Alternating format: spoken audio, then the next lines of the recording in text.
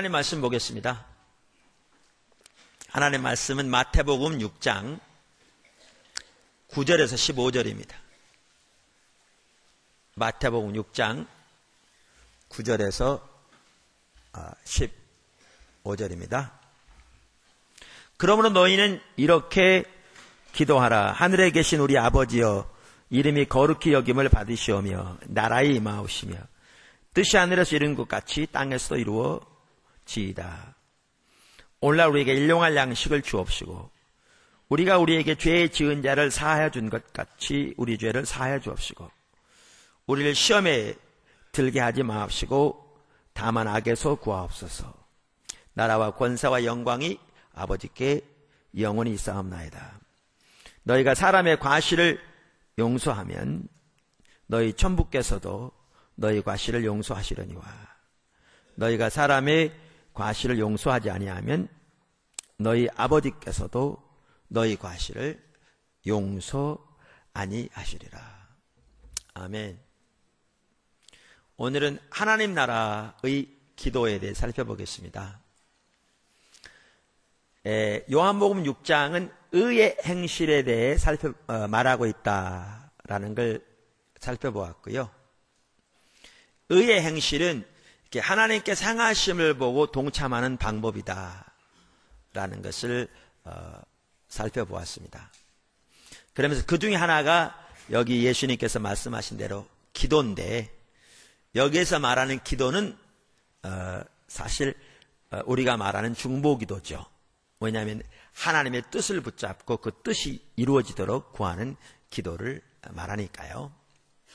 그래서 우리가 그 부분에 대해서도 지난번에 살펴보았습니다. 오늘은 예수님께서 제자들에게 가르쳐 주신 기도, 흔히 우리가 주기도문이라고 말하는 이 내용을 살펴보면서 하나님 나라 백성이 드려야 할 기도, 하나님 나라의 기도에 대해서 좀 살펴보기 원합니다. 첫째, 하나님 아버지께 나아가라.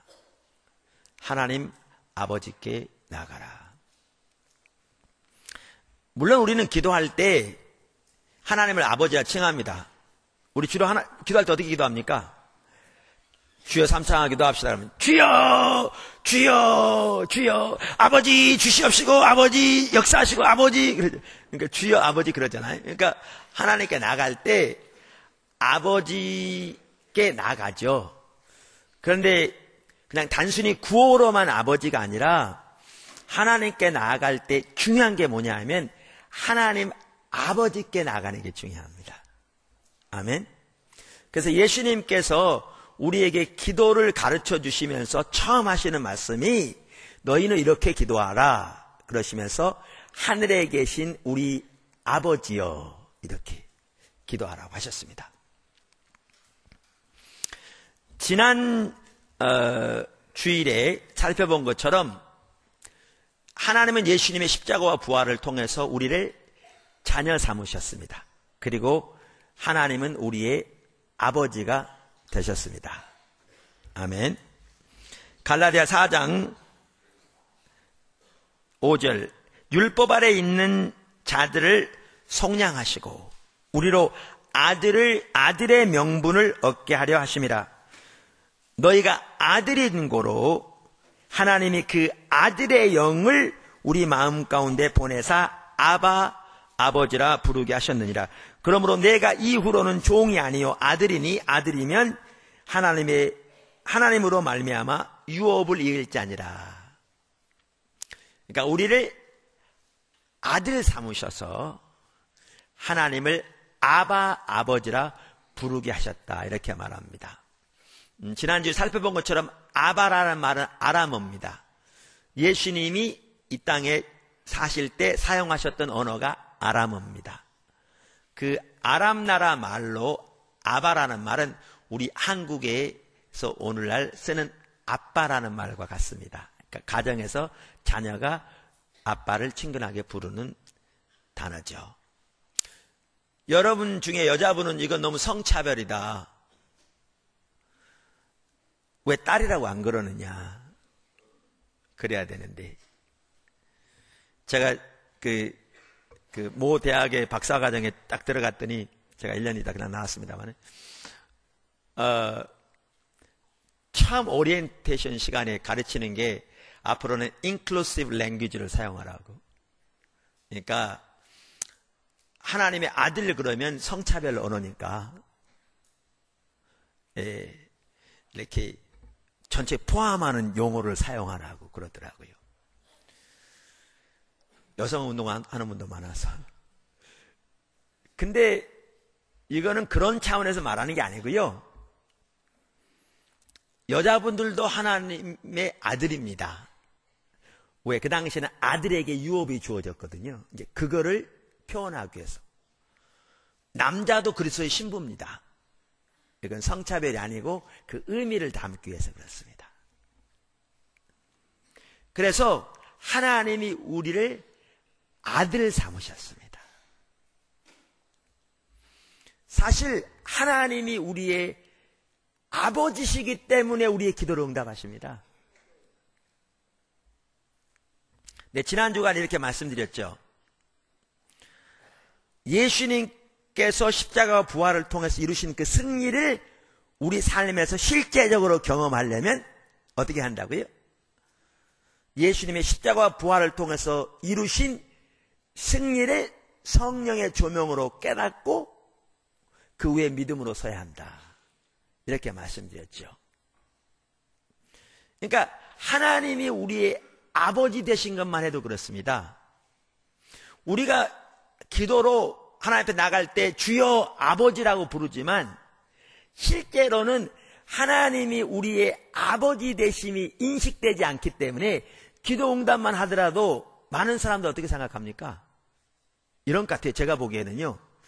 많은 사람들이 기도 응답을 어떻게 이해하냐면, 여러분 요즘 다이어트 많이 힘들잖아요. 그러니까 권투 선수는 제일 힘든 것 중에 하나가 체중 조절하는 거래요. 거기서 떨어지면 다 끝나잖아요. 싸워보기도 전에.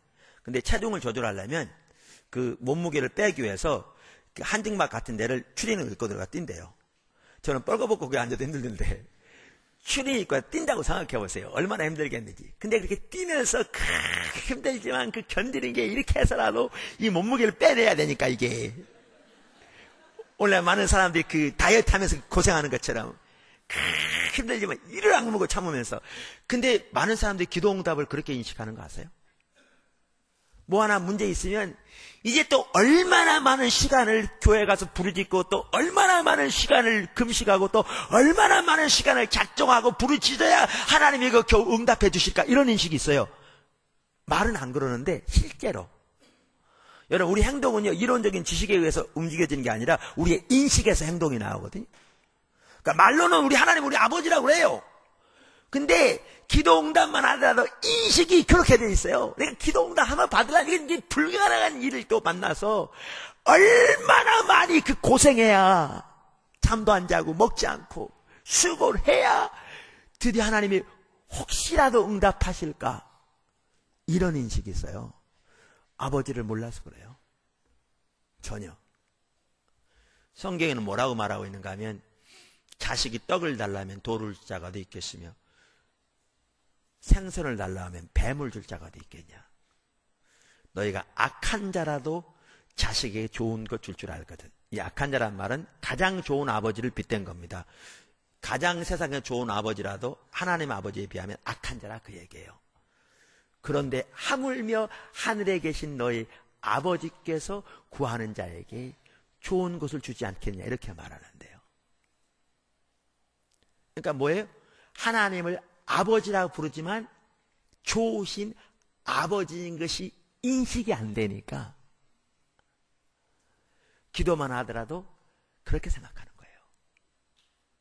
그렇게 생각하는 거예요.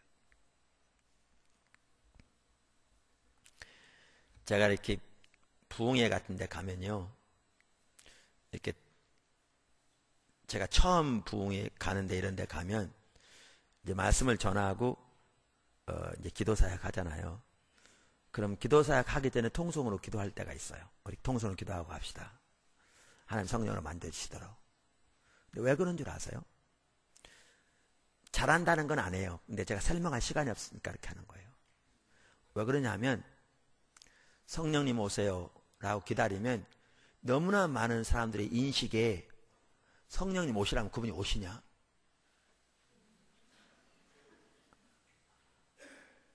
그러니까 우리가 한 30일 동안 지금 아침 새벽마다 일어나가지고 작정기도 해가지고 한 2시간씩 매일 기도해 왔거나 지난 일주일 동안 금식하면서 성령 능력을 부어달라고 금식을 했거나 하나님 성령을 부어달라고 지난 한 달 동안 하루에 10장씩 성경을 읽어왔거나 이랬더라면 혹시 성령님이 임해 주실지 모른다는 그런 기대감이 있는데 그거 안 했으면요 기대조차 안 해요. 안 해요. 대부분의 사람들에게는. 그러니까 성령님 오셔서 만져주세요 그러면 기대하지도 않아요. 그럼 뭐 하냐면 우리가 해놓은 게 없다는 거예요.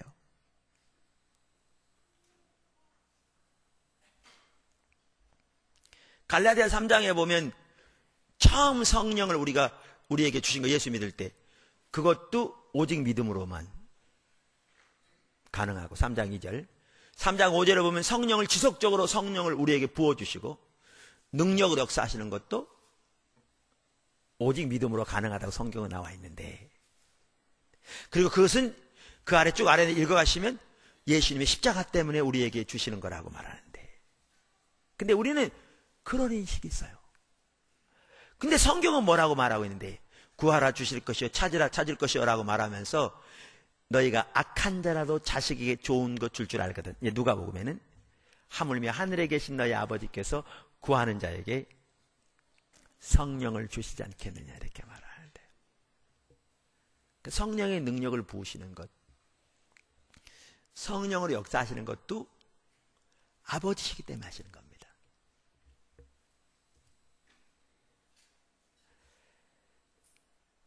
그리고 우리가 자녀된 것은 예수님의 십자가 때문에 자녀된 겁니다.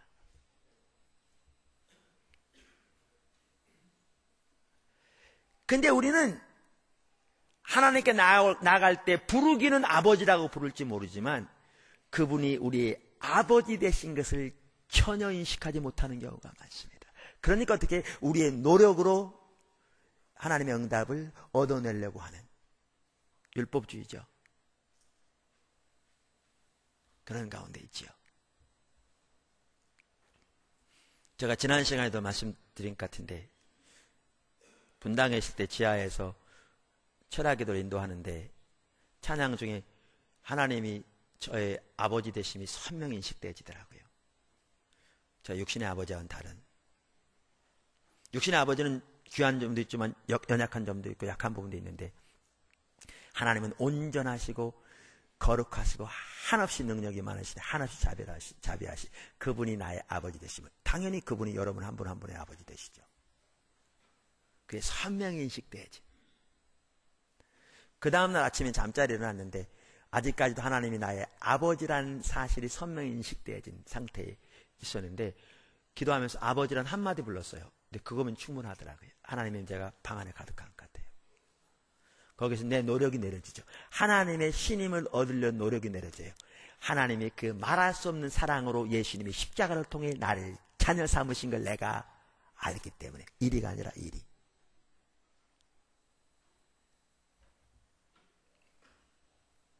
그리고 아버지이기 때문에 기도 응답하시고 아버지이기 때문에 필요를 채우시고 아버지이기 때문에 우리의 길을 인도하시고 아버지 때문에 우리를 훈련시키시고 아버지이기 때문에 우리에게 성령의 능력을 부으시고 아버지이기 때문에 우리에게 열방을 유업으로 주시고 그러므로 여러분 우리가 기도로 나갈 때는요 하나님 아버지께 나가야 합니다. 그럼 어떤 분은 이럴 수 있어요. 목사님 설교는 이해하겠어요. 근데 아버지인 걸 안식되는데 어떡합니까 글쎄.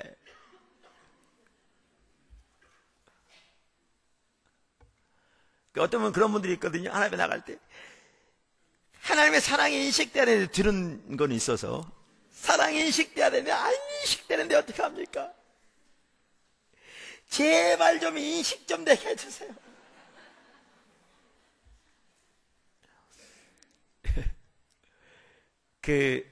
CCC 아시죠?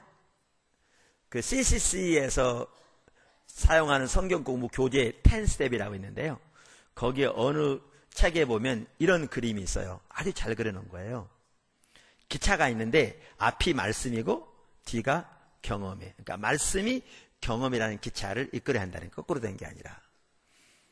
그러니까 예수님께서 십자가에서 이루신 승리, 성경에 기록됐습니다. 이건 진리입니다. 이건 말씀입니다. 근데 그 승리가 우리 삶 속에 실제로 경험되어지려면 그 승리를 깨닫고 성령의 조명으로 그 위에 믿음으로 서야 되는데, 이거는 뭐가 포함되죠?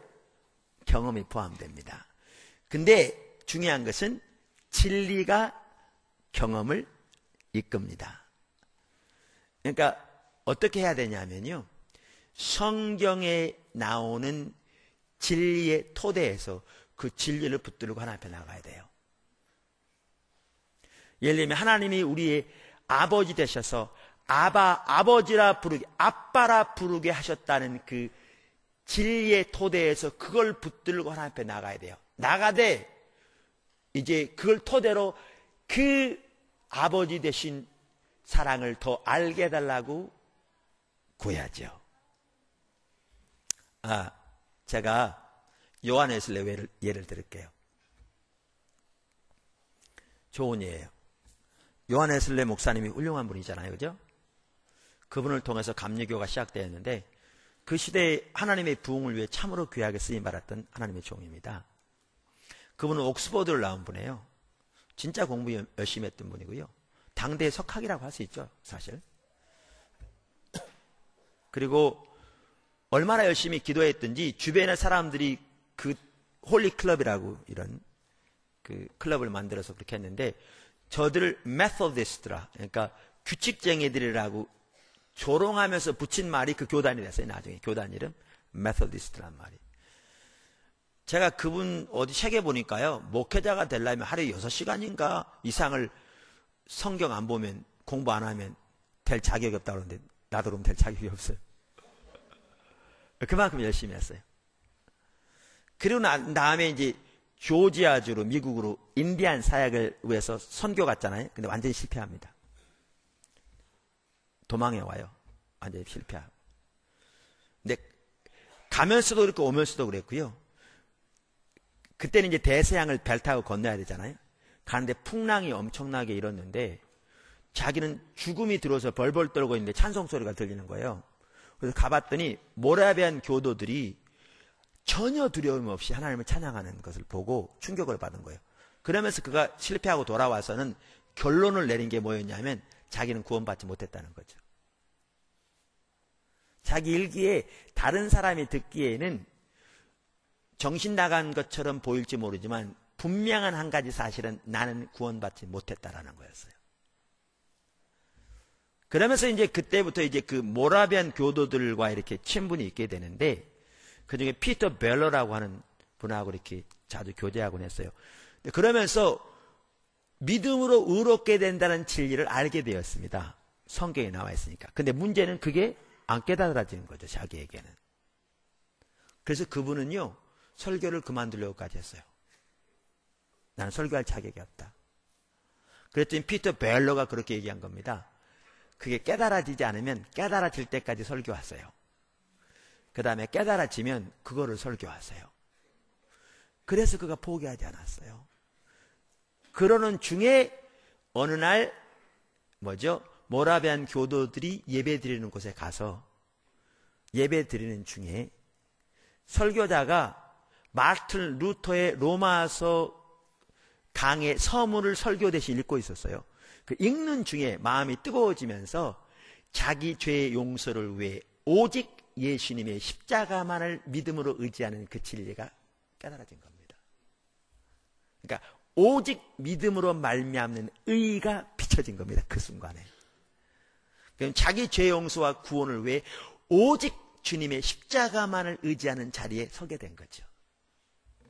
이게 요한웨슬레 회심일입니다. 그리고 그 이후로 성령이 소수 모여있는 자들에게 임했고요. 그때부터 대부흥이 일어난 겁니다. 하나님, 그렇게 하시면 됩니다. 진리를 붙들고 나가야 돼요. 근데 성경에 말하는 진리는 이론적으로 단순히 아는 게 아니잖아요. 이 성경에 말하는 하나님을 개인적으로 알며, 이건 성령의 조명으로만 가능하고, 성경이 말하는 그 진리의 실체를 성령의 조명으로 깨닫고 그 외에 믿음으로 섬으로 그 실체를 경험하는 거잖아요. 그래서 웨슬레처럼 그렇게 말씀을 붙들고, 그러나 그 이론적으로 아는 것으로 전혀 만족할 게 아니라 그 하나님을 구하여 그 주님 안에서의 그 진정한 신앙의 실체를 구하여 주 앞에 지속적으로 서야 합니다. 기도는 하나님 아버지께 나가는 것입니다. 사실 하나님이 우리 아버지 되신다는 사실을 인식하는 것보다 더 큰 축복은 없습니다. 어떻게 보면.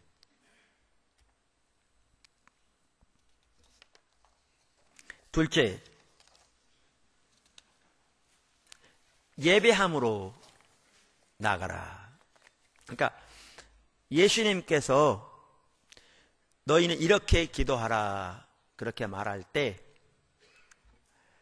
하늘에 계신 우리 아버지여 이렇게 아버지께 나가라는 말에는 예배함으로 나가라는 게 포함되어 있다고 저는 믿습니다. 왜요? 우리가 하나님을 알면 당연히 그분을 예배하게 돼 있거든요.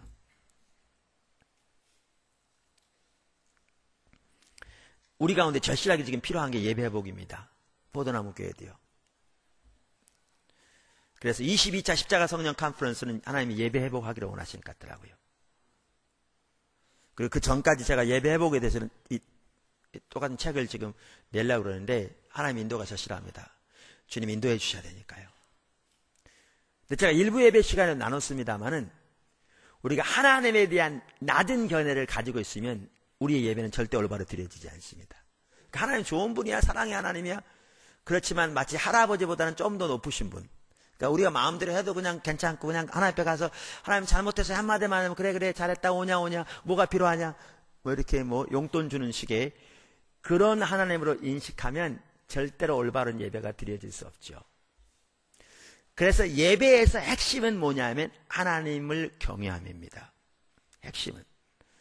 근데 하나님을 경외함이란 말은 하나님의 아름다움을 보고 그것으로 인하여 감격하고, 하나님의 아름다움이라면 하나님의 성품을 말합니다. 감격하며 하나님 그분이 가장 소중하기 때문에 그분 앞에 나가는 것을 가로막는 모든 것을 기꺼이 버리기를 원하는 열망을 말합니다. 그게 하나님을 경외함입니다. 근데 모세 보세요. 출애굽기 34장에 보면 하나님이 모세 앞에 임하셨습니다. 그러면 자신을 계시하십니다. 여호와로라 여호와로라 자비롭고 은혜롭고 노하기를 더디하며 인자와 자비를 천대까지 베푸는 하나님이로라. 여러분, 우리는 그 하나님에 관한 이론적인 교리를 성경에 듣지만 그날 모세는 하나님이 영광주에 임하셔서 하나님 자신의 그러한 성품을 그에게 보이신 겁니다. 그 하나님의 영광을 보았을 때 그 앞에 납작 엎드려지잖아요. 이처럼 하나님 그분을 올바로 알수록 우리는 그분 앞에 진정한 예배를 드리게 되어 있습니다. 왜 오늘날 우리의 예배가, 그러니까 보세요.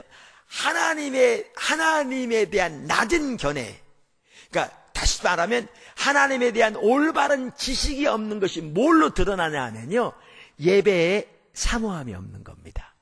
기대함이 없는 겁니다. 그러니까 하나님을 올바로 인식하면 그분에게 나올 때 반드시 우리에게 뭐가 있게 되어 있냐면 기대함이 있게 되어 있어요. 그 영광의 하나님을 보기 원하는, 그 영광의 하나님을 만나기 원하는, 그 영광의 하나님 앞에 압도되기 원하는 그 기대함이 있게 되어 있어요. 근데 신앙이 타락할수록 하나님을 아는 지식이 하나님의 관한 교리가 그걸 대신해 버리는. 그죠? 교리적으로 알면 그게 아는 것처럼 잘못 이해돼 버리니까 인격신 하나님을 개인적으로 알지 못하니까 그분의 그 영광과 위대하심과 아름다움과 선하심을 알지 못하니까 그분에 대한 진정한 기대가 없는 겁니다. 그러니까 예배로 나오더라도 종교적인 의식하러 오지 하나님에 대한 기대가 없는 것이 오늘날 예배, 타락한 예배, 심각한 모습이죠. 오늘날 기대가 없는. 근데 이렇게 아버지 앞에 나오라고 말하는데 예수님께서 말씀하셨는데 하나님이, 그러니까 모세가 하나님 앞에서 그렇게 한 것처럼 하나님이 천지를 창조하신 만군의 여호와시며 전능하시며 한없이 이로우시되 영원히 신실하시고 끝없이 사랑하시는 하나님, 그분이 우리의 아버지가 되신다는 사실을 우리는 지극히 일부분이라도 인식해도 우리는 그 앞에 납작 엎드려 경외함으로 나오게 될 겁니다.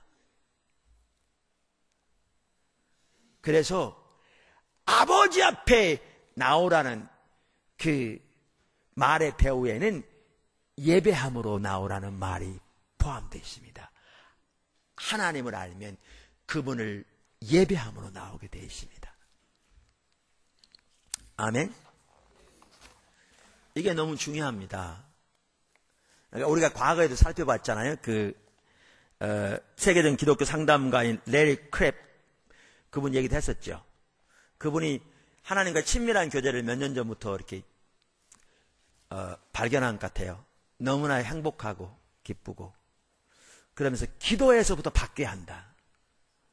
그러면서 그분은 잘못된 자기중심적인 기도와 올바른 관계형 기도를 이렇게 나누잖아요. 그분의 책 파파 기도라는 책에서. 근데 그분이 말한 잘못된 자기중심적인 기도가 제가 말한 하나님 손을 구하는 기도고요. 관계형 기도가 하나님 얼굴을 구하는 기도죠.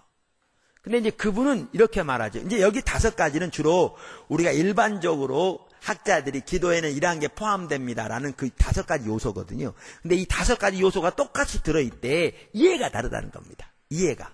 그리고 순서가 다르다는 거죠. 그러면 잘못된 자기중심적인 기도는 뭐부터 있다고? 처음에 단청부터 있다고요. 주세요, 주세요. 우리가 지난주에 살펴봤잖아요. 오늘날 너무나 많은 성도들이 기도를 어떻게 생각하느냐. 기도하면 자기 문제와 자기 필요를 위해 하나님께 나와 그거 도와달라고 밤낮으로 줄기차게 기도하는 것을 기도라고 생각합니다. 근데 그게 절대 올바른 기도가 아닙니다. 그게 뭐냐? 이방인들이 구하는 기도라니까요. 예수님이 마태복음 6장에 말씀하시. 여러분 이방인들을 보세요. 불교 신자들 보세요. 그 앞에 가서 하루에 어떤 사람이 몇백 번씩 절하죠. 시주하죠. 결국 뭐 하는데요? 그렇게 헌신하고 그렇게 희생하고 그렇게 사모하고 열망해서 자기 문제 해결하려는 건데요. 다른 종교 보세요. 똑같아요. 아침에 새벽에 일찍 일어나서 목욕 재개하고 찬물 떠놓고 그 앞에서 비나이다 비나이다 비나이다 뭐 하는 건데요 지금. 그 어느 신에게 정성을 다해서 자기 희생을 쏟고 헌신하면 그 어느 신이 자기의 소원을 들어주고 자기 기도를 들어줄 거라는 건데요. 이게 이방인들이 하는 겁니다. 예수님이 뭐라고 그러셨냐면 너희는 이방인들처럼 그렇게 하지 말라. 근데 우리는 예수 믿으면서 똑같이 한다니까요.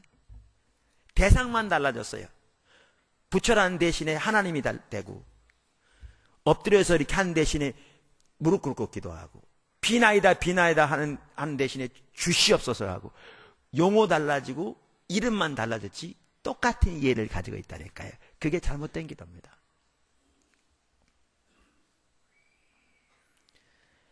이런 기도에서 다른 사람을 위한 기도도 있어요. 중보. 그런데 다른 사람의 기도도 결국 자기를 위한 거예요. 남편 좀 제발 은혜 주세요. 나 속썩이지 않게. 자식에게 제발 좀 도와주세요. 좋은 학교 들어가서 나 앞으로 잘 좀 모시게. 배우에 자기 있는 거죠. 우리 목사님 설교가 좀 바뀌게 해주세요. 예배 시간에 내가 좀 은혜를 촉촉히 받도록. 거기도 감사도 있어요. 근데 감사는 항상 조건적이에요. 뭐예요? 주시옵소서 주시옵소서 했는데 그게 어쩌다 주어지면 마치 빠지고 그게 넣어놓고 당겼는데 한번 뭐가 터지듯이 터지면 감사가 있죠. 그래서 그냥 6월이 되면서부터 이번에 고3 된 애를 위해서 새벽마다 빼놓지 않고 기도했더니 얘가 어쩌려고 그렇게 수능을 잘 봤는지 서울에 있는 대학을 가게 됐어. 아니면 스카이 대학을 가게 됐어. 그런 감사하고. 판교 그때 한참 뭐 로또라고 그래가지고 전국에서 몰려들 때 당첨됐어. 지금은 그게 이제 로또가 아니었지만. 그럼 감사하고. 여기도 감사가 있어요. 근데 이 감사요? 조건적이에요. 진정한 감사가 아니죠. 성경은 범사에 감사하라 말하는데. 그리고 여기서도 예배해요. 뭐요? 하나님 이렇게 해주면 감사 예배를 드리는 거죠. 예배가 이렇게 해달라는 수단이 되기도 하고 이렇게 한 것에 대해 조건적으로 드리는 거죠. 그리고 이런 토대로 관계를 맺는 거죠. 하나님 쓸만하신 분입니다.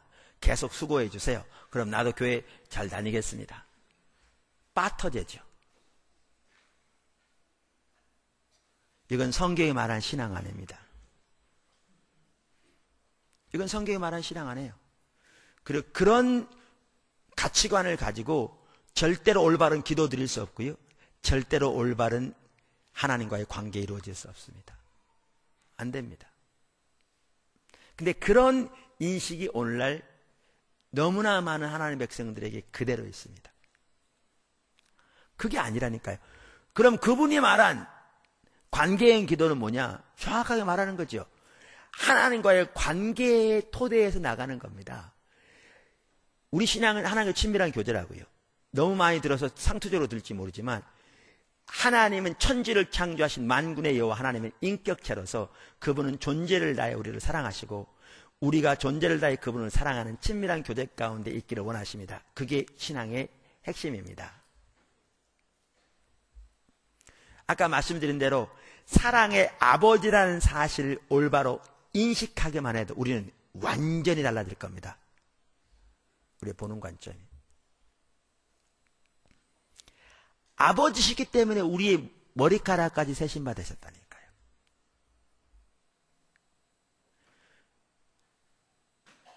성경이 말하는 대로 너희가 그의 나라와 그의 의를 구하라. 그리하면 이 모든 것을 더하시리라. 그렇게 말씀하신 것처럼 저희가 교회 개척하고요. 첫 번째 교회 개척하고 두 번째 교회 포도나무 교회 개척하고 하면서 어려운 적도 많았습니다. 저희가 어렵다고 성도들에게 제가 어렵다고 말해가지고 뭐 도와달라고 얘기한 적 없습니다. 저는 지금도 이렇게 기억이 납니다만은 지금은 그렇지 않습니다만은 몇 년 전까지만 해도 교회에서 이제 예산을 짜잖아요. 그럼 교회는 교회 형편에서 때 짜죠.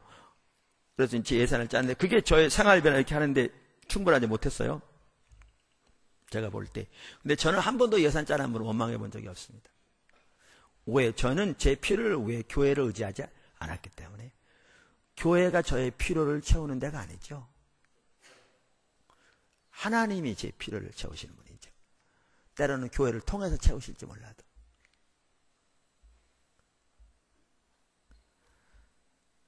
재밌는 게요. 이제 목사 옷도 사주고 그러잖아요, 사람들이. 포도나무 교회가 작을 때는요, 누가 제 옷을 사줘도 하나님이 포도나무 교회에서 그걸 채워지지 않으면요, 다른 사람들을 통해 다 채웠어요.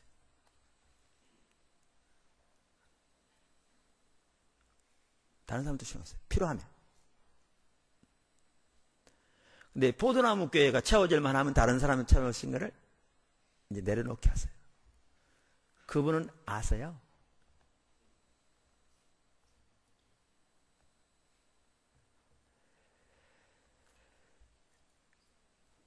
그래서 이렇게 제가 이런 얘기를 하면, 목사님이야, 지금 이제 교회 사례비도 받고, 성도들도 그렇고, 성도들 이렇게 잘해주니까, 그런 말씀하시죠. 아니요. 그런 게 아니에요. 우리가 항상 그러지 않았어요. 그나마 제 필요한 만큼 사례비 채워진 것은 불과 몇 년 되지 않았어요. 저는 그전에도 수년 동안을, 혹은 10년 이상 동안을 주의 일했어요. 근데 그때에도 주님이 말씀하신 그대로 주님 사랑하고 주님의 일에 당연히 삶을 드리고 가면 내가 원하는 대로 되어졌다는 게 아니라 하나님이 저의 필요는, 우리들의 필요는 제가 구하기도 전에 거의 대부분 다 채워졌어요. 거의 대부분 다 채워졌어요. 제가 이런 얘기를 잘 안 합니다. 근데 오늘 일부 예배 때도 했어요. 왜냐하면 성도들이 너무나 자기 문제에만 집착하게 하나님을 수단 삼는다니까요. 하나님의 사랑을 너무나 몰라요. 이론적으로 들을 때는 그냥 아멘, 그런데 실제 삶에 가면 하나님이 전혀 사랑의 하나님이 아닌 것처럼 인식되어져서 자기 문제에 대한 집착 외에는 기도만 하더라도 없는 경우가 너무 많다니까요.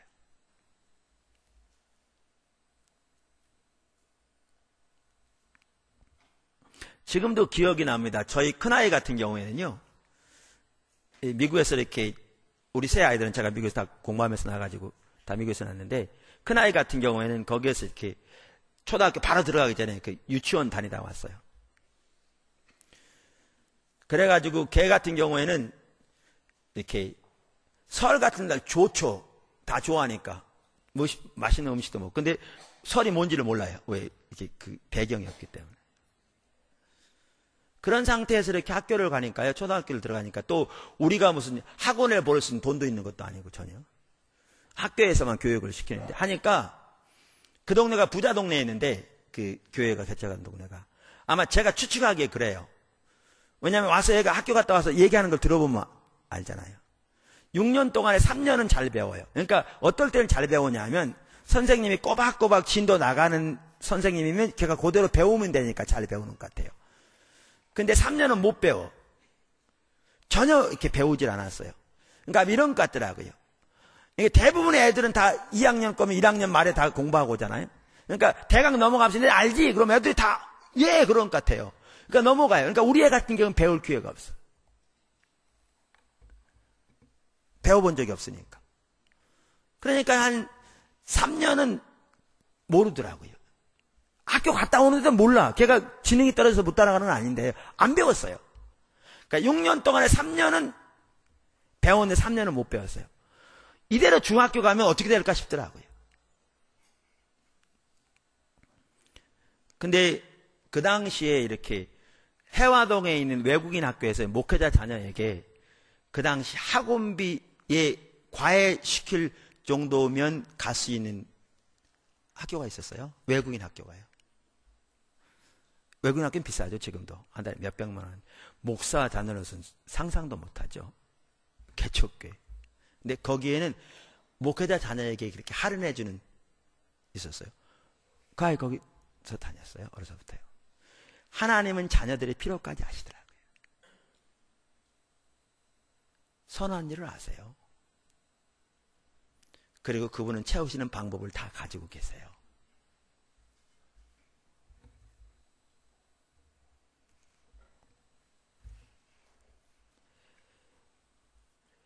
그래서 하나님 앞에 나아갈 때 그 하나님의 사랑과 자비와 긍휼, 하나님이 하나님 되심을 알면 그분 앞에 예배함으로 나가게 돼 있어요. 예배함으로 나가야 돼요. 하나님이 하나님 되심을 인하여 예배하고 우리를 창조하시고 우리를 구원하시고 날마다 우리의 삶 속에서 함께 하시는 것 등 하나님의 그 크신 은혜와 자비와 긍휼과 사랑의 손길을 인하여 하나님께 감사하며 예배함으로 나가야 돼요. 아멘. 근데 하나님께 예배함으로 나가려면 뭐가 있어야 되냐면 당면한 문제와 모든 염려가 내려져야 합니다.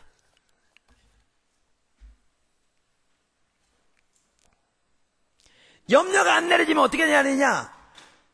설교는 잘 들어요. 예배함으로 나가야죠. 예, 맞습니다. 하나님 예배함으로 나가야 합니다. 근데 문제가 안 내려지면 어떻게 하면 나가는데 뭐만 생각나는데요? 문제만 생각나는데.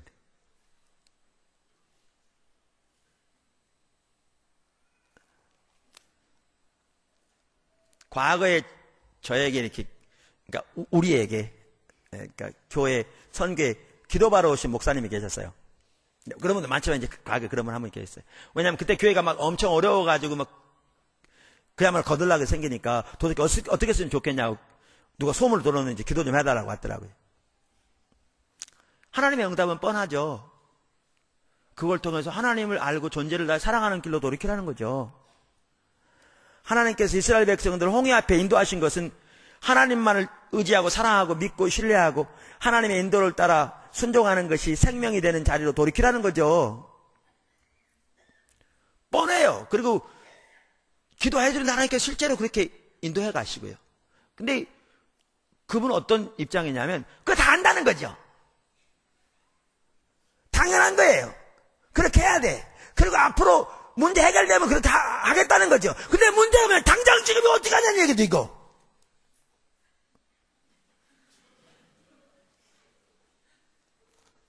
지금 난리 나게 생겼는데. 그러니까 그건 알겠고, 그건 당연한 얘기죠. 그건 해야 되죠. 근데 이거 어떻게 하는 얘기죠. 아무리 말을 해도 듣지 않습니다. 여러분 중에 많은 분들이 그래요. 하나님 얼굴을 구하는 사람 다 좋은데, 문제만 있으면 어떻게 하느냐? 이제 그거에 집착하는 거죠. 다 좋아요. 하나님 얼굴 구하는 사람 좋고, 맞다는 얘기예요. 다 좋아요. 목사님 옳은 얘기죠. 그렇게 해야죠. 근데 어떻게 하냐고, 이거.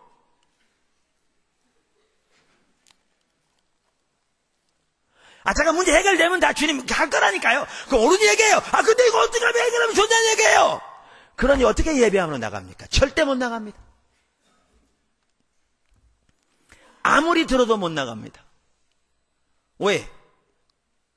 결국에는 금방 그리로 갈 텐데. 어떻게?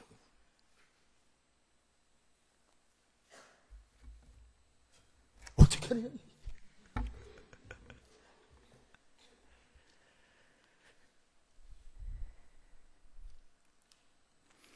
그러니까 예배함으로 나가야 되는데요. 예배함으로 나가려면 하나님에 대한 신뢰가 없이는 불가능해요.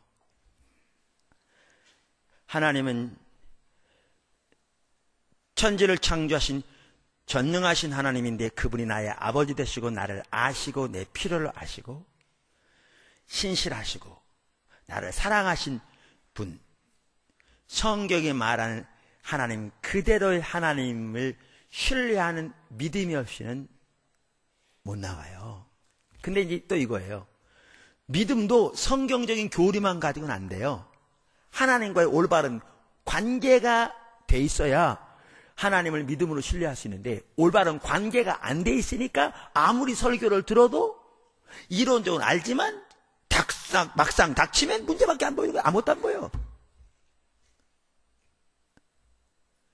그러니까 믿음으로 신뢰도 안 되고 결국은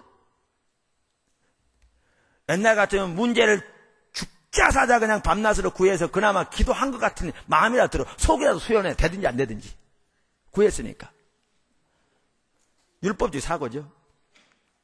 그래서 밤낮으로 구해서 뭐 금식하면서 구해놨으니까 하나님이 내가 이렇게 했으니까 해주시겠다는 막연한 기대라도 있어. 옛날 같으면 속이라도 후련하다고요. 되든지 안 돼 그 둘째치고.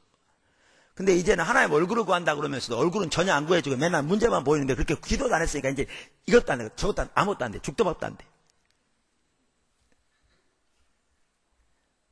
그런 사람들이 적지 않은 것 같아요.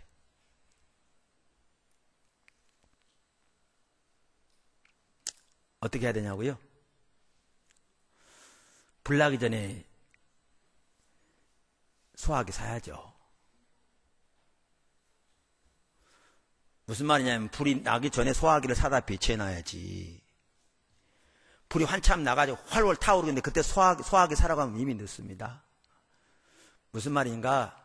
여러분이 지금 하나님과의 친밀한 올바른 관계 가운데 있어야 문제가 생길 때에도 하나님만을 믿음으로 의지해 나가 주님을 예배하러 나가고 예배함으로 나가는 가운데서도 하나님의 이 당면한 문제에 대한 하나님의 길과 의중이 무엇인가를 주 앞에 기다리는 중에 하나님 인도를 따라 믿음으로 순종할 때 하나님의 역사를 경험할 수 있지. 지금 하나님과 올바른 관계가 안 돼 있는데 문제가 닥쳐서 앞이 보이지 않는데 어떻게 그때가 하나님 얼굴 구한다고 구합니까? 보이지도 않죠. 진짜 특별한 은혜가 없으면 보이지도 않아요.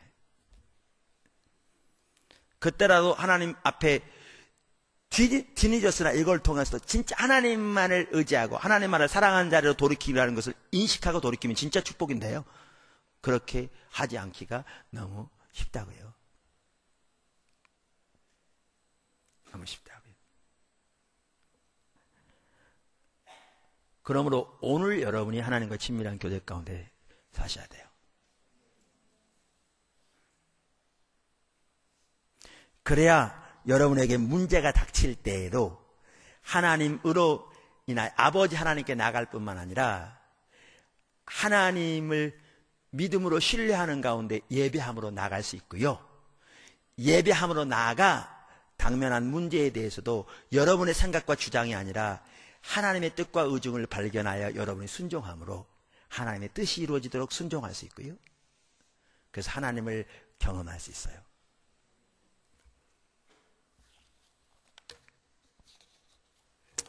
그렇게 하나님께 나아가기를 주님으로 축원합니다. 세 번째, 하나님 나라의 관심사를 구하라.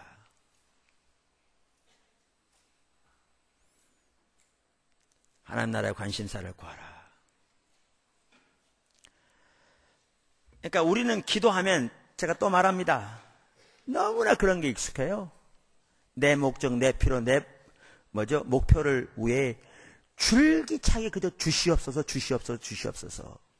역사해 주시옵소서, 능력을 보여주소서. 이게 너무 익숙해요. 근데 예수님이 그러시잖아요. 무엇을 먹을까? 근데 그게 또 많은 경우에 세상의 일과 관련돼요. 무엇을 먹을까? 무엇을 마실까? 무엇을 입을까? 그거 구하지 말라. 이방인들처럼 중언부언하지 말라. 그게 기도가 아니라 그러잖아요. 똑같은 장에서. 그러면서 여기 보시면 구하라고 하시면서 뭘 구하라고 하세요?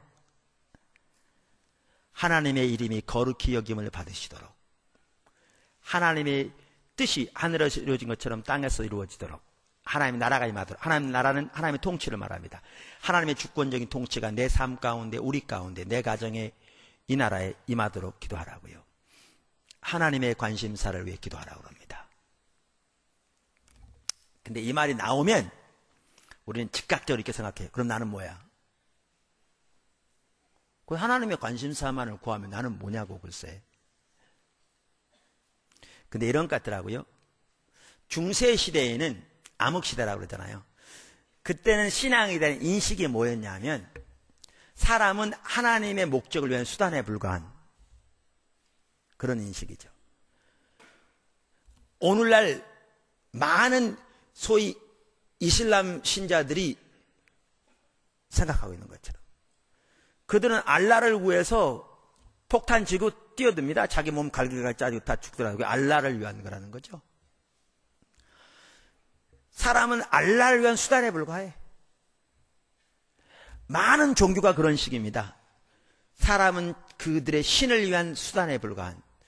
근데 하나님 나라의 일을 구하라고 할 때 하나님께서는 우리를 하나님을 위한 수단으로 살아가는 게 아닙니다. 그러니까 중세시대가 잘못됐었어요. 아시다시피. 근데 중세시대 우리 항상 그런 경향이 있거든요.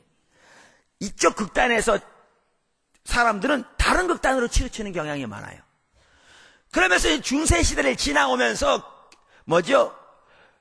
계몽운동이 일어나서 오늘날 이렇게 되는데 어떻게 되냐? 이제는 모든 게 다 사람 중심적인 거죠.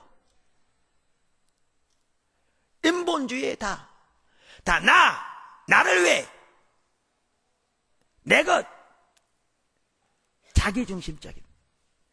이건 철저하게 타락한 거죠. 타락의 본질이 자기 중심적인 삶이니까.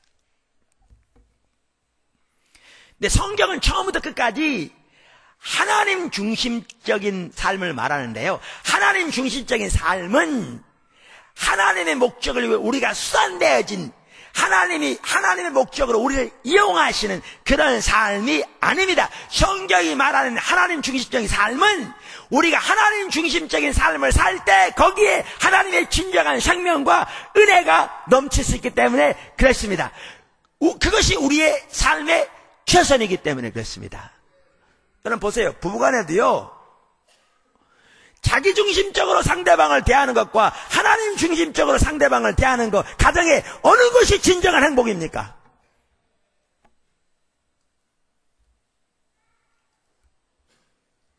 자기 중심적으로 자기가 중심이 돼서 상대방은 자기를 위한 수단에 불과한 삶을 살면 절대로 그 가정 행복하지 못합니다.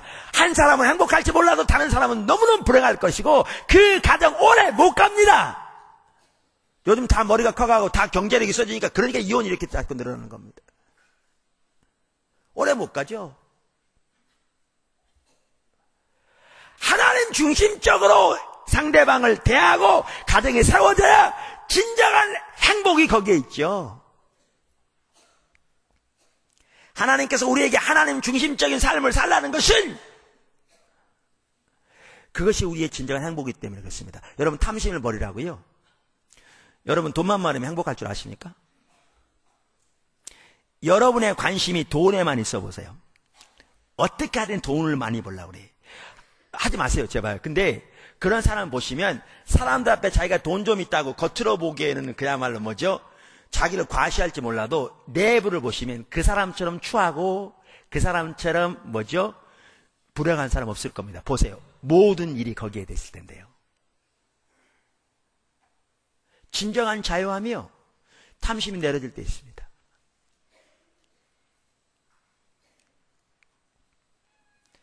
하나님 중심적인 삶을 살라고 말하는 것은 하나님의 영광을 위해, 목적을 위해 우리를 이용하기 위해서가 아니라 우리가 하나님 중심적인 삶을 살 때 그때 우리에게 진정한 행복과 진정한 최선의 삶과 진정한 만족이 있기 때문에 그렇습니다. 그렇습니다. 그럼 여기 보십시오. 하나님 나라의 관심사를 구하라고 했는데 하나님 아버지께 나간다고 그랬잖아요. 하나님이 먼저 우리를 사랑하셨습니다. 그분이 그 사랑, 그 긍휼, 그 자비, 그 신실하심, 그분이 우리 아버지 되심을 우리가 알고 그분을 예배함으로 나가는 사람은 하나님을 사랑하기 때문에 하나님의 관심사가 우리의 관심사가 되고요. 그 하나님의 관심사가 내 삶 속에, 내 가정에, 우리 사회, 우리나라의 열방 가운데 이루어지는 것이 우리에게 가장 복된 것임을 알기에, 무엇보다 하나님을 사랑하기에 하나님의 관심사를 위해 기도하게 되어 있습니다.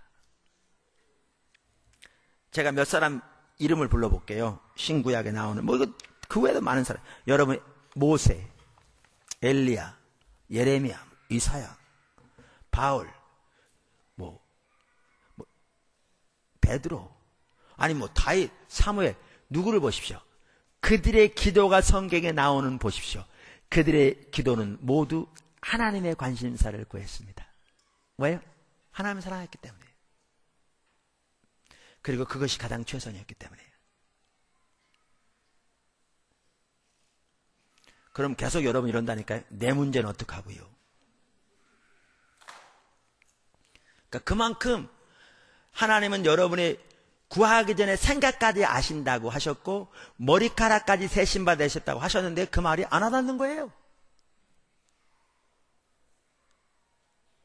계속 귀에만 대면 내 문제는 어떻게 하고 이렇게 된다. 내 남편은 어떻게 하고요? 여러분 남편 사랑하셔야죠. 당연히 남편이 하나님 길로 돌이켜야죠. 근데 남편이 하나님 길로 돌이키도록 그 남편에게 집착되면 남편 돌아올 것 같습니까? 예를 들면 목회자인 제가 가정에 아무런 문제가 없고 자식들이 하나도 속 썩이지 않고 부부간에 진짜 사이가 좋고 그래서 주의 일을 합니까? 뭐 문제 있다는 건 아니에요.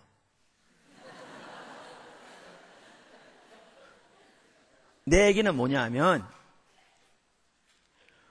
우리는 많은 경우에 그거 해결되면 문제가 없으면 그러면 우리는 주님 중심적으로 살라고 생각한다니까요. 그런 식이에요. 하나님 이거 해결해 주면 나 주의 일 할게요. 그러니까 주의 일 한다는 그 개념부터가 말이 좀 틀리죠. 그게 아니고 하나님은 무엇보다 우리를 하나님과 친밀한 교제로 인도하셨고 하나님 그분으로 인하여 우리는 진정한 만족을 얻는 하나님 그분을 알고 존재를 다해 사랑하는 그것을 우리를 창조하셨고요. 우리는 때로는 가정에 어려운 문제도 있고 속 썩이는 자식이 있을지 몰라도 그들을 당연히 사랑하고 그들을 섬기지만 우리는 그들이 우리의 초점이 아니기 때문에 우리는 하나님을 구하며 아버지 향하심을 보고 온 사람으로 동참하는 겁니다. 있는 자리에서. 그게 우리 신앙이죠. 기도요. 그러니까 우리는 하나님의 관심사를 위해 기도하죠. 당연히 하나님께서 우리 가정에도 은혜를 내려주시도록 구하지만 이게 우리의 가장 우선순위가 아닙니다. 그리고 이게 해결해줘야 내가 뭐 하겠다. 이게 아닙니다. 하나님을 모르는 처사죠. 그거는. 성경에 나온 하나님의 모든 사람들이 가정이 다 행복했기 때문에 그랬던가요? 호세아는 하나님의 명령을 따라 그렇게 했지만 창녀와 결혼했어요. 그 시대를 보여주기 하신 거죠. 그렇게 자비를 베풀어 창녀에 결혼해 줬는데 창녀가 바람 피고 또 도망가. 그래도 그는 주의 일 했어요.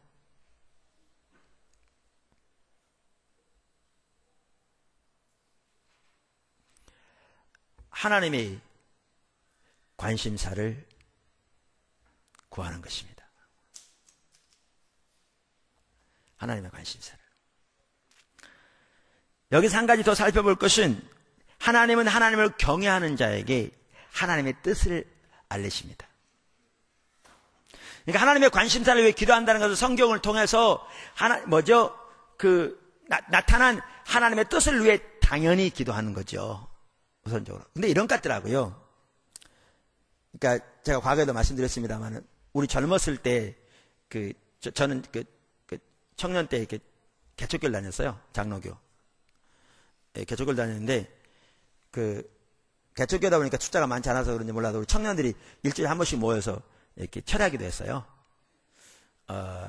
그랬더니 한번 5명 모이기도 하고 6명 모이고 7명 모이고 그 수준에서 모였던 것 같아요. 그러면 이제 같이 기도하고 돌아가면서 서로 이렇게 기도 제목도 내놓고 같이 기도하고 그래서 그때는 그렇게 하는 것이 우리가 아는 전부 다니까 그랬는데 제 차례가 와서 기도 제목 내놓으라고 그러면 저는 내놓을 게 없었어요. 뭐밖에 없었냐? 아까 읽은 3가지밖에 없었어요. 하늘에 그러니까 하나님의 이름이 거룩히 여김을 받으시고 하늘에서 뜻이 이루어진 것이 땅에서 이루어지고 하나님 나라가 이 땅에 임하도록. 근데 여러분 그렇게 생각하면 대단히 아니요. 왜 그렇게 했냐면요. 다른 게 구할 게 없더라고요. 그거면 충분하지 않나요?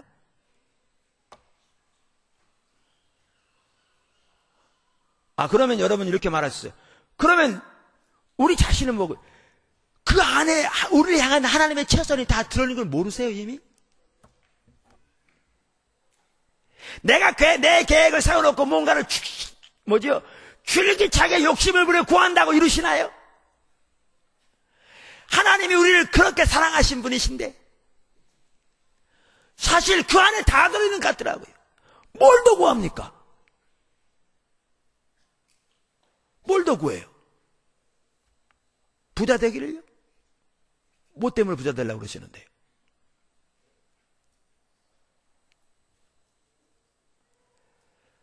그 안에 다 들어있어요. 그거면 충분한 것 같더라고요.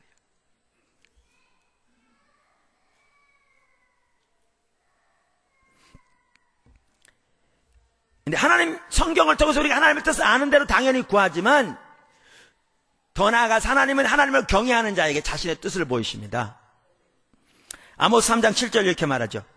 주 여호와께서는 자기의 비밀을 그 종 선지자들에게 보이지 아니하시고는 결코 행하심이 없으시리라. 여기 비밀이라고 번역된 단어는 히브리어로 소드라는 단어입니다. 이게 친밀함이라고 번역된 단어이기도 한데요.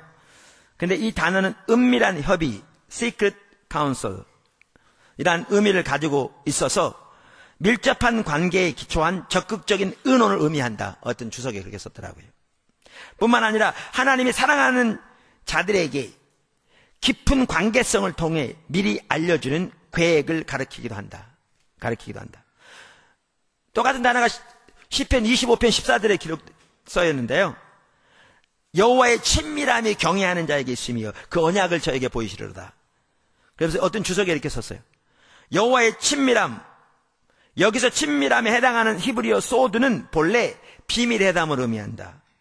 여기서는 여호와께서 그를 경외하는 자에게는 아무런 비밀도 없이 그의 뜻을 보이신다는 의미로 사용되었다. 브릭스, 크레이그, 델리치 등등. 따라서 이 말은 비밀스러운 교제, 은밀한 밀접한 관계를 뜻한다.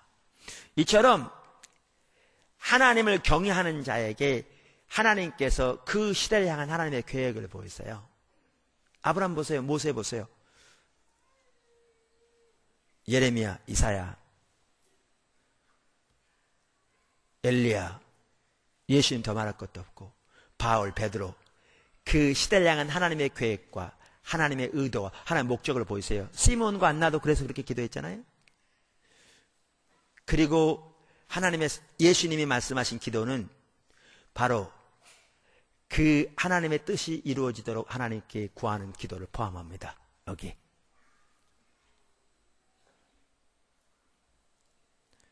그게 제가 말한 중보기도죠.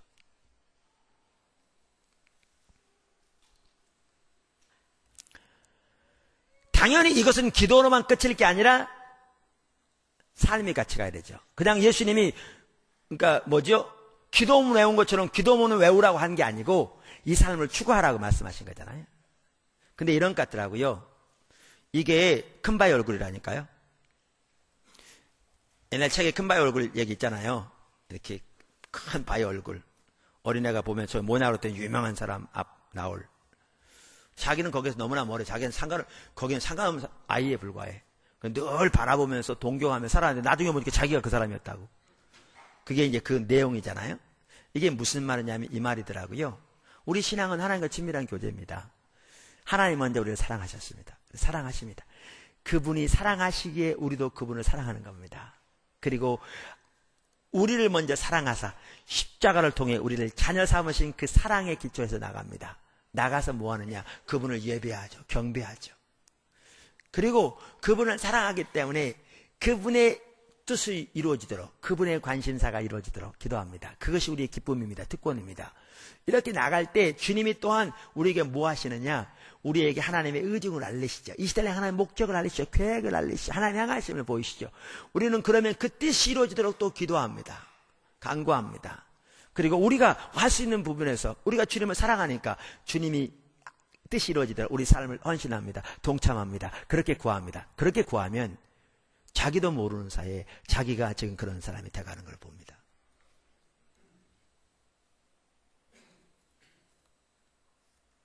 그게 우리 신앙입니다. 그게 우리 신앙이에요. 그런 과정을 통해서 우리가 주님과 친밀한 교제에서 자라는 거예요. 그런 과정을 통해서 우리가 하나님 향하시고 동참하는 자라는 거예요. 그런 과정을 통해서 주님의 그 의중을 알고 기도하는 것을 자라나는 거고요. 주님이 우리를 통해서 주님의 뜻을 나타내시기도 자라나는 거고요. 주님이 우리를 통해서 주님의 일 이루는 것이 자라납니다. 여러분 설교만 듣고 그냥 주시옵소서 절대 바뀌지 않습니다.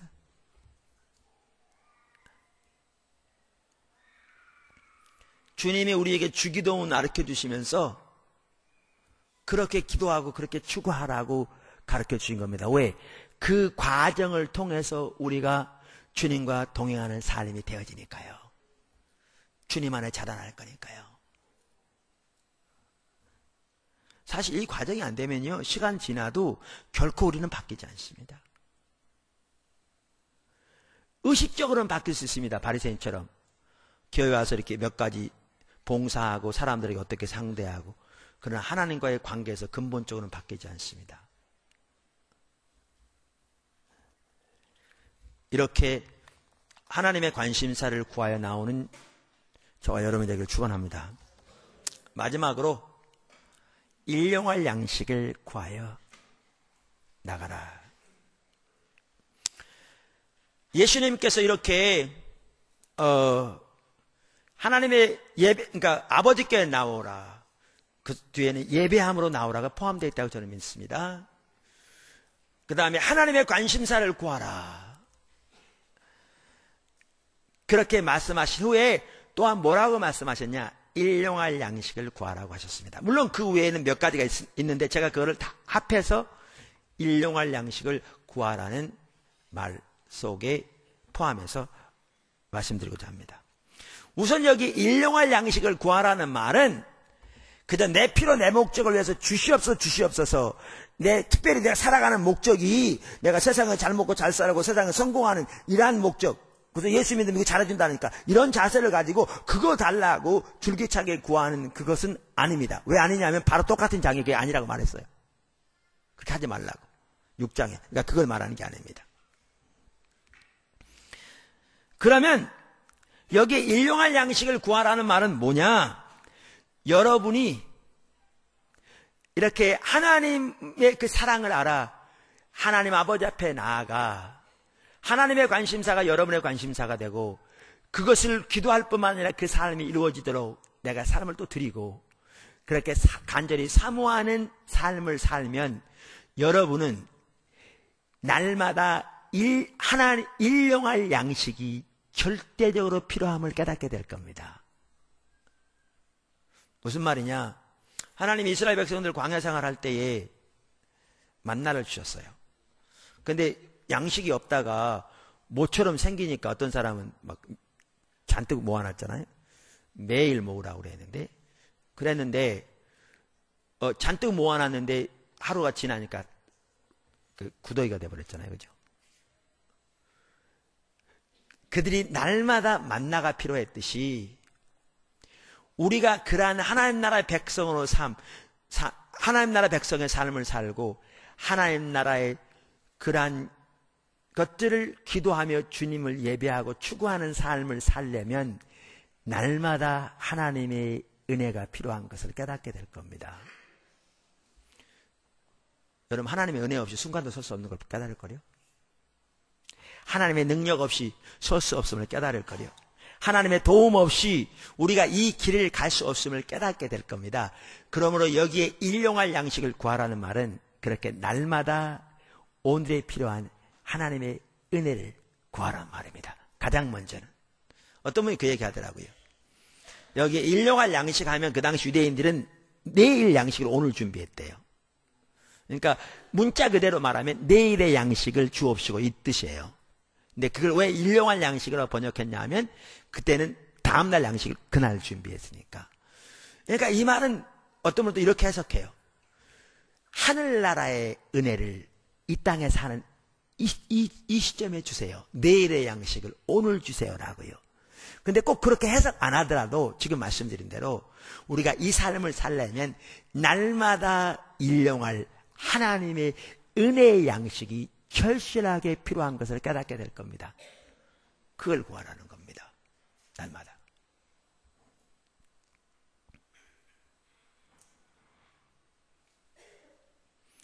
조금 이따 나옵니다만 상대방을 용서하기 위해서도 은혜가 필요해요.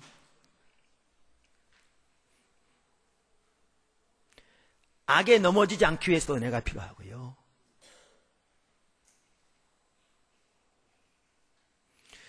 지뢰밭과 같은 이 세상에서 우리가 진짜 하나님의 인도와 보호 가운데 있기 위해서요. 절실하게 은혜가 필요하죠. 그래서 여기 일용할 양식을 구하라는 말은 이렇게 하나님과 동행하는 삶을 살기 위해 필요한 날마다의 하나님의 은혜를 구하라는 말입니다. 무엇보다.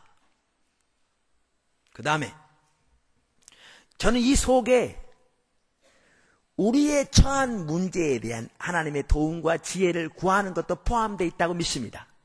일용할 양식 속에. 최근에 어떤 분이 또 인터넷에 저한테 상담글을 올렸더라고요.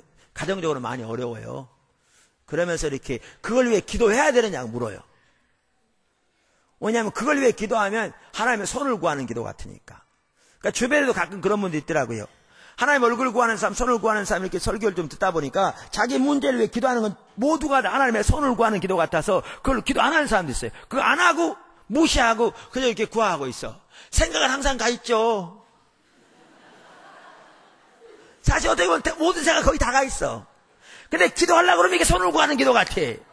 그러니까 이걸 억지로 애써 무시해. 애써 무시하면서 그냥 하나님 얼굴을 구한다고 그래. 근데 실질적으로 거기에 관심이 나가 있어. 하나님 얼굴을 구한다고 그래. 그러면서 무슨 생각이 있냐면 하나님 얼굴을 구하면 혹시 하나님께 잘해주시겠지 이런 생각 가운데 또 있어. 그게 하나님 얼굴을 구하는 사람 아닙니다. 하나님의 얼굴을 구하는 삶과 손을 구하는 삶은 우리의 자세에 달려 있고요. 우리의 중심적인 태도에 달려 있습니다. 그저 우리가 하나님 믿는다고 말할지 모르지만 살아가는 목적이 자기 목표, 자기 계획, 자기 목적을 위해 살면서 하나님이 수완되어진 수완되어진 것에 불과하고 그래서 그저 줄기차게 그거 자기 원하는 거 채워달라고 자기 필요한 거 채워달라고 기도도 헌신도 봉사도 그렇게 하는 그게 하나님 손을 구하는 기도죠. 우리는 거기에서 하나님이 우리의 목적된 자리를 돌이켜 한다니까요. 그렇게 하기 위해서는 가장 먼저 하나님의 모든 것을 우리를 사랑하신 것을 깨달아야죠. 하나님을 우리도 사랑하는 거죠. 하나님 그분이 우리의 목적이 우리의 목표고. 그래서 우리의 삶 구하는 것 자체가 하나님의 영광을 구하는 거예요. 그게 최선이니까요. 우리가 구하는 것 자체가 하나님의 영광을 위해 산다니까요. 하나님 영광을 위해 살도록 창조하셨고 영광을 위해 살도록 구원하셨고 우리의 삶이 하나님께 드려진 바가 되었어요. 우리가 하나님의 영광을 위해 살아요. 우리가 구하는 것이 하나님의 영광을 위해서 구해요. 그러면요 우리 삶의 모든 영역도 하나님의 관심사예요. 자녀 문제도 하나님의 관심사고요. 내 먹는 것도 하나님의 관심사고요. 자녀들의 교육도 하나님의 관심사예요. 하나님은 여러분의 교회 생활에만 관심이 있는 게 아니에요. 하나님은 여러분의 헌금에만 관심이 있는 게 아니에요. 하나님은 여러분의 삶의 모든 영역에 다 관심을 가지고 계세요. 여러분이 하나님께 드려진 하나님의 예수님 피로가 앞두고 사실 하나님의 자녀인데 우리가 하나님의 영광을 위해 살라고 그러는 것은 그것이 우리에게 가장 최선이기 때문에 살라고 그러는 거고요. 그렇게 우리는 살아가고 그러면 당연히 우리의 삶의 모든 영역에 관심사는 그러니까 모든 영역도 하나님의 관심사예요. 그러면 이렇게 하나님 앞에 하나님의 것을 구하고 나가되 우리에게 어떤 일이 있을 때 이때도 우리 목적대로 구하는 게 아니라 당연히 하나님의 관심사니까 하나님께 믿음으로 신뢰하고 나아가 하나님의 뜻과 의중이 무엇인지를 구하죠. 내가 어떻게 삶을 조종하기를 원하시는지 내가 어떻게 섬기기를 원하는지 그러면 하나님께서 하나님의 때에 하나님의 뜻을 보이시고 하나님의 목적을 보이시면 우리는 기꺼이 거기에 삶을 조정해서 하나님께 순종하고 그러면서 그 가운데서 우리는 살아계신 하나님의 역사를 경험하죠. 당연히 거기에는 우리의 일용할 양식에는 우리의 그러한 부분이 포함되어 있다고요. 그러니까 그걸 구하는 것은 다 선을 구하는 거 애써 무시하고 얼굴만 구한다고 온갖 관심은 거기가 있으면서 그게 하나님의 얼굴을 구하는 사람은 아니라고요. 여러분 참 그렇습니다. 여기 보시면 뭐죠? 그 다음에 또 하나가 이제 그 시험에 들지 않도록 기도하라고 그랬잖아요. 그러니까 시험에 들게 말게 하옵시고 이 말은 그리고 악에서 구하옵소서 악한 자에게서 구하옵소서 이렇게 번역되기도 하는데 그러니까 미혹되지 않도록 어둠의 세력에 넘어지지 않도록 그랬잖아요. 근데 보세요. 여러분의 당면한 문제에서 이런 부부간의 관계 뭐 부모와 자식 간의 관계에서도요. 가장 중요한 것은 하나님의 길을 따라 향하는 거예요. 여러분이 그저 주시옵소서 소리만 지른다고 해결되지 않아요. 성질만 낸다고 해결되지 않고 진정으로 하나님을 사랑하고 하나님을 이렇게 경외하는 가운데 하나님의 행하심에 우리 동참함으로 그것이 내 삶의 목적인 이렇게 하나님과 동행하는 가운데 이들도 하나님의 사람이고 하나님의 자녀이기 때문에 하나님이 저들을 사랑하시기 때문에 나도 하나님의 관점에서 저들을 사랑하고 하나님이 저들을 어떻게 섬기기 원하는지 어떻게 저들에게 대하기를 원하는지 하나님의 지혜와 인도를 따라 그렇게 섬길 때 하나님이 역사하시고 하나님이 하시는 것이지 우리 생각대로 한다고 되어지지 않아요. 근데 그렇게 하나님의 지혜를 따르고 하나님의 길을 발견해 순종하려면 예배함으로 하나님의 얼굴을 구하여 나오지 않으면 그게 되지 않아요. 그게 되지 않습니다. 그리고 그렇게 하나님의 길을 따라 행해야 어둠의 세력이 물러가는 거고요. 하나님의 길을 따라 행해야 뭐죠? 사단이 패배하고 우리가 승리하는 거고요. 하나님의 생명이 거기에 흐르게 되지요.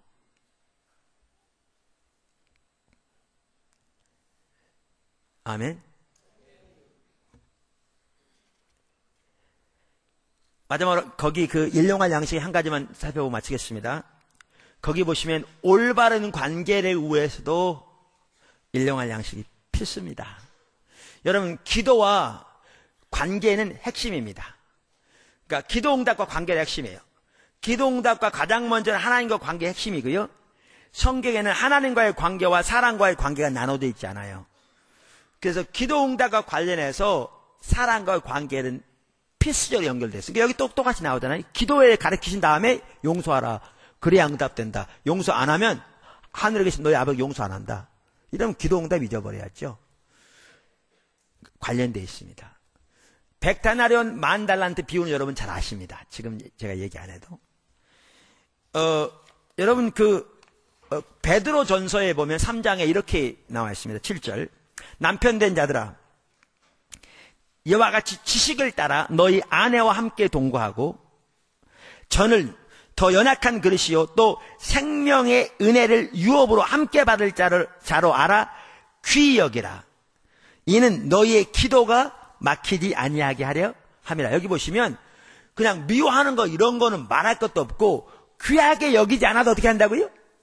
기도가 막힌다고요.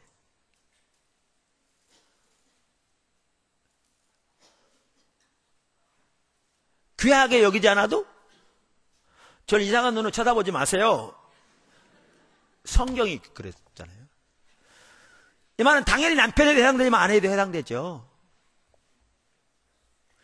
이것을 위해서 하나님의 은혜가 절실하게 필요해요. 이런 것 같더라고요. 제가 의식 중에, 그러니까 의식으로 알아서 이렇게 한 게 아니라 어떨 때는 무의식 중에라도 그냥 어떤 생각을 이렇게 받아들일 있어요. 나도 몰라요. 내가 의식을 한 게 아니니까. 근데 기도 가운데 하나님 딱 가르쳐 주셔야 깨닫죠. 근데 제 아내에 대해서 부정적인 생각을 무의식 중이라도 받아들이면요.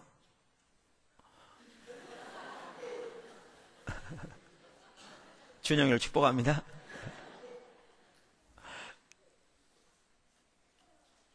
무의식 중이라도 받아들이면 그러면 제 아내와의 친밀함이 끊깁니다. 제 아내하고 친밀함이 끊기다는 얘기는 하나님과의 관계도 문제 있다는 거거든요. 잘 몰라요. 왜요? 제가 의식적으로 막 그런 게 아니니까. 어떨 때는 제가 다른 사람에 대해서 무의식적으로 호감을 가지고 받아들이잖아요. 제 아내와 친밀함이 끊깁니다. 제가 목사로서 성도들에게 다 친절하게 해야죠. 그걸 말하는 게 아니고 어떨 때는 이렇게 나도 모르는 사이에 어떤 사람에 대해서 이렇게 호감 있게 받아들일 때가 있어요. 나도 그런지 몰라요. 모르고 있어요. 근데 그게 있을 때가 있어요. 그러면 친밀함이 금방 끊겨요. 관계가. 근데 기도하다 보면 그게 보여요. 깨달아지죠. 그럼 그거 딱 끄집어내. 이게 잘못된 거. 내가 받아들이는 게 아니에요. 그냥 무의식 중에 된 거죠. 차단하고 끄집어내고 이렇게 해야 회복되어져요. 관계요. 필수입니다. 특별히 부부간의 관계를 말할 것도 없고. 근데 그 관계 하나님의 은혜 없이 가능할 것 같습니까? 일용할 양식 없이 가능할 것 같냐고요. 안 가능합니다. 그래서 하나님께 나올 때 일용할 양식을 구하라고 말합니다. 이 하나님 나라 백성의 삶을 살기 위해 일용할 양식을 구하라고 말씀하는 거죠. 예수님께서 이렇게 기도하라고 가르쳐 주신 이 기도는요, 우리 신앙생활의 필수적인 요소입니다. 오늘은 사실 주기도문 이것을 제가 요약해서 몇 가지로만 나눴는데, 여러분 이렇게 우리가 날마다 주님을 구하여 서는 것은 우리 신앙의 너무너무 중요한 부분입니다. 이렇게 서기를 주님으로 축원합니다. 여러분이 아무리 설교를 많이 해도 설교만 듣고 끝나면 이 삶이 안 됩니다. 실제로 오늘 나눈 것처럼 주님을 구하여 그렇게 서야 합니다. 그리고 주님이 보이신 대로 이렇게 따라가야 합니다. 그래야 배운 부분들이 실제가 되어질 줄로 믿습니다. 여러분 한 사람 한 사람에게 포도나무 교회 가운데 또 이 설교를 방송으로 듣는 모든 분들에게 그 은혜가 넘치기를 주님으로 축원합니다. 아멘.